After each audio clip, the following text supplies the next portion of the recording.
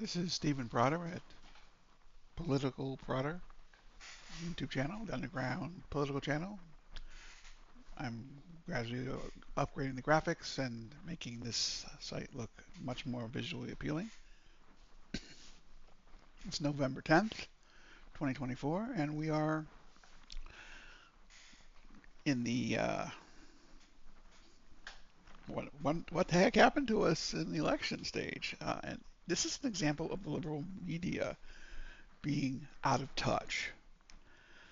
Says Trump's mandate is not as powerful as he suggests. Here's why. The size of Trump's perceived and actual mandate has a huge implication for what lies ahead. It doesn't actually matter.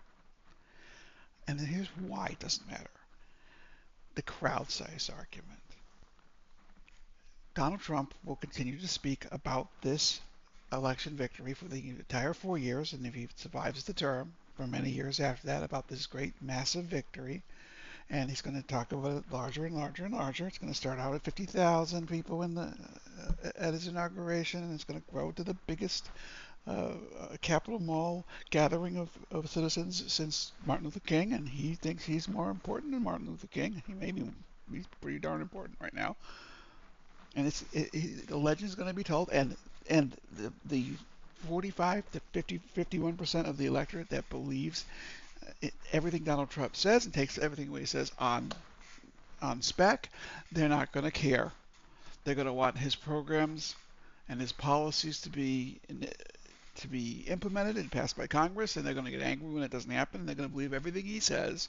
And this mandate has never really resulted in anything in politics. I remember in 2004, after winning the election, George W. Bush said he had a mandate to reform Social Security and allow people to put some money in the stock market. And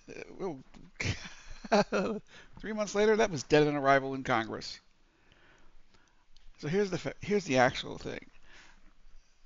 Donald Trump has already served 4 years. Donald Trump cannot be legally put on the ballot in any one of the 50 states or any of the territories. He's a lame duck. He's a lame duck before he enters office. His mandate will be measured by the length of the current Congress. He's going to have a slight majority in the House. If that doesn't melt down and let Democrats take a few more seats, he'll have 2 years to do something. And then it's going to be the next presidential election cycle. It'll happen so fast you don't even notice it. So this mandate talk is absolute. I was about to swear. I'm not supposed to swear here. See if I missed anything. Podcast episode.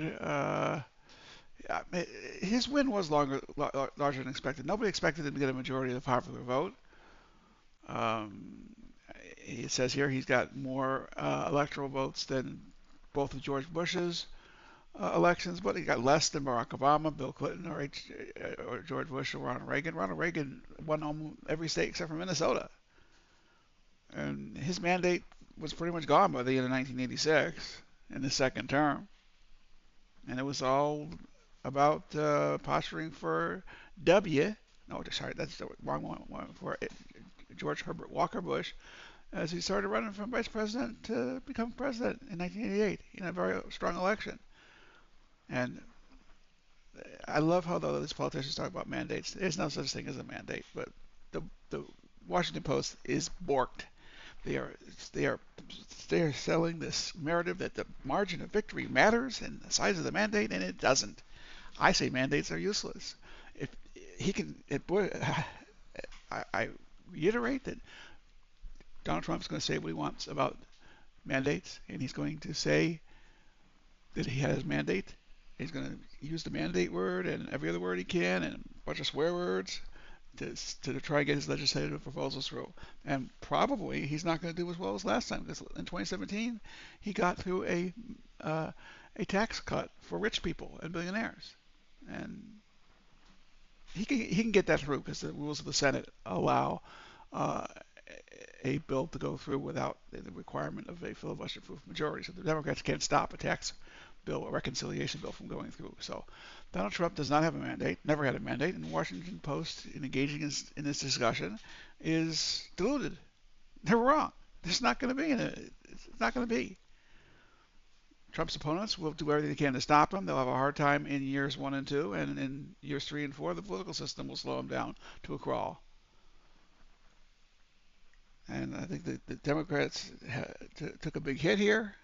They made a lot of mistakes. One of which wasn't getting Biden out of that seat in January or February. But Kamala Harris has a lot to take responsibility for as well. But that's a different video. If you like this content, please like, share it with people. This is a long-term project. We're going on a long road here. We're trying to build this channel up to where it can make a difference, where people want to be interviewed by me. If you're interested in joining this channel, reach out to me. Send me a comment on one of the videos that has comments. I'll see those pretty quickly. Thank you.